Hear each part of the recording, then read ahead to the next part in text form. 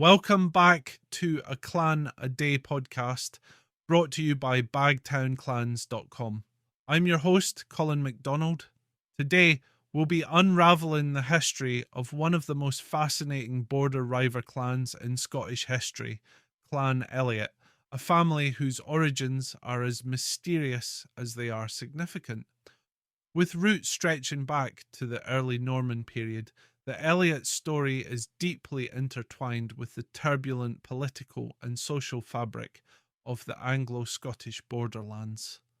The origins of Clan Elliot are somewhat obscure, with several theories surrounding their name. Some believe the name Eliot originated from the village of Elliot in Forfarshire, while others argue that it may have been derived from Breton roots carried to Scotland by Norman knights during the Davidian Revolution, the influx of Norman, Breton and Flemish nobility under King David I of Scotland. What we do know is that the Elliots became established in the Borders, specifically in Liddesdale, during the early 14th century, likely granted these lands by King Robert the Bruce himself as a reward for their loyalty.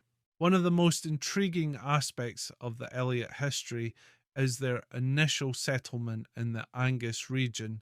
Scott of Satchells, a 17th century antiquarian, claimed that the Elliots originated from a place near Glenshea, where the village of Alyth, then often referred to in medieval documents as Eliot or Elliot, was located. After the forfeiture of their lands during the Wars of Scottish Independence, they were relocated to Liddesdale, where they became one of the principal border clans.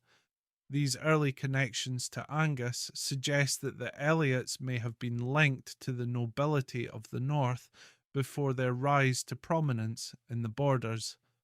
By the late 15th century, the Elliots were firmly established as one of the dominant families in the Scottish Borderlands, living among other notorious Reiver clans like the Armstrongs and Grahams.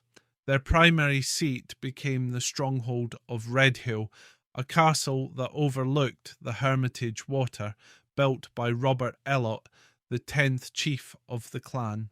From this base, the Elliots participated in the lawless culture of raiding, where both Scottish and English families clashed for control of land and resources. As Border Reivers, the Elliots became infamous for their raids into both England and Scotland, earning a reputation as fierce warriors and cunning strategists. The rugged terrain of Liddesdale provided the perfect backdrop for this wild, untamed clan. They formed alliances with other border families, but also engaged in fierce feuds.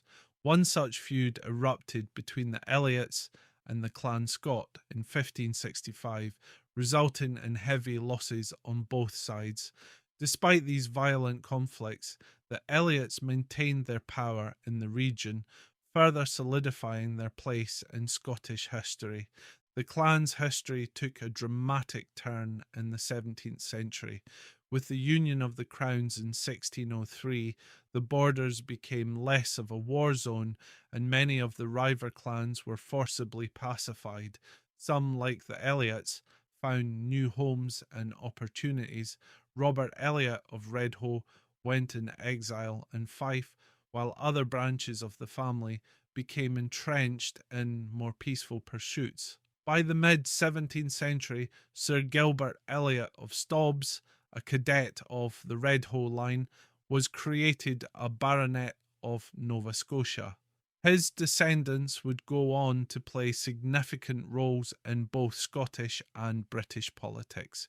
One of the most distinguished members of the Elliot family was George Augustus Eliot, the first Earl of Minto, who became a celebrated military commander.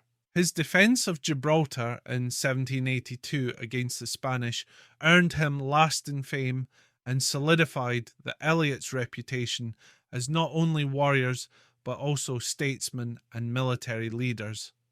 The family continued its involvement in politics, with George Eliot's descendants serving in high offices throughout the British Empire. Notably, the first Earl of Minto became Governor-General of India in 1807, a position his grandson would later hold as well during the era of the Morley-Minto reforms, which sought to introduce greater political representation in British India. Another notable figure in the Elliot story is Jane Elliot, sister of the 3rd Baronet of Staubs. She is famous for composing The Flowers of the Forest, a haunting lament commemorating the Scottish soldiers who died at the Battle of Flodden in 1513, including many Elliots. This poignant piece of music has become an enduring part of Scottish cultural heritage, connecting the family not only to politics and warfare, but also to the arts. The Elliots also contributed to Scotland's religious and intellectual spheres. Gilbert Elliot of Minto, the 1st Baronet, was a staunch supporter of religious liberty and played a pivotal role during the Glorious Revolution. Convicted of high treason in 1685 for his support of religious freedoms, he was later pardoned after the accession of William of Orange and continued to serve Scotland as a prominent judge. The legacy of Clan Elliot is far-reaching, from the misty glens of Angus to the windswept hills of Liddesdale, and even to the distant shores of Corsica and India. Today, the Clan Elliot Society continues to honour the history and achievements of this remarkable family. Under the leadership of Margaret Elliot of Redhill, the 29th clan chief, the Elliots remain a proud symbol of resilience, loyalty, and courage. Thank you for joining us on this exploration of Clan Elliot's history. Be sure to tune in tomorrow for another episode of a Clan a Day podcast.